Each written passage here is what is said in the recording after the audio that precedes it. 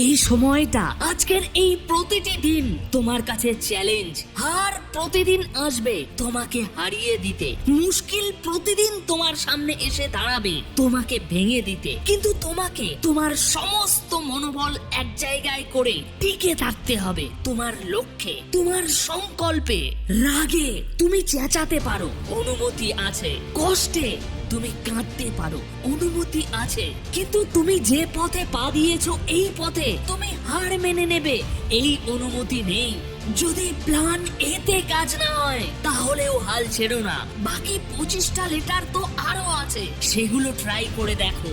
নিজের ভিতর নিজের বিশ্বাসকে এতটাই স্ট্রং বানাও যাতে তোমার সামনের সমস্ত সমস্যাগুলো ছোট হয়ে যায় তোমার ওই বিশ্বাসের সামনে। উইনারদের কাছে রেজাল্ট থাকে আর লুজারদের কাছে অজুহাত থাকে। স্বপ্ন দেখা আর স্বপ্ন সত্যি করার মধ্যে শুধু পরিশ্রমের তফাৎ থাকে।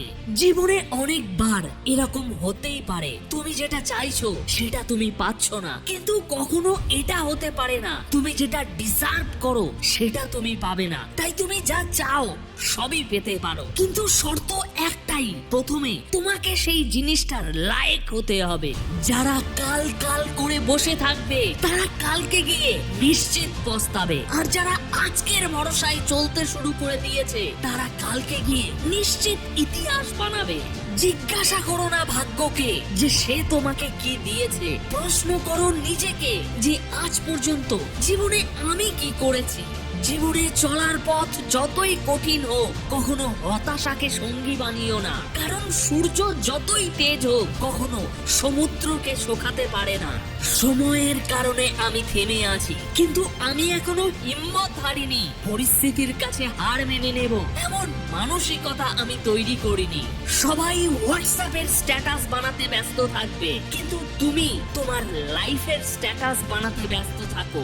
যদি বিশাল হতে হয় তাহলে সমুদ্রের মতো বিশাল হও, যাতে মানুষের ঘাম ছুটে যায় তোমার অকাত মাপতে মাপতে। সমস্যা না থাকলে ভিতরাও তো সেই কাজ করতে পারে। সাহসী তাদেরকেই বলা হয় যারা সমস্যা থাকা সত্ত্বেও ঝাঁপিয়ে যায়।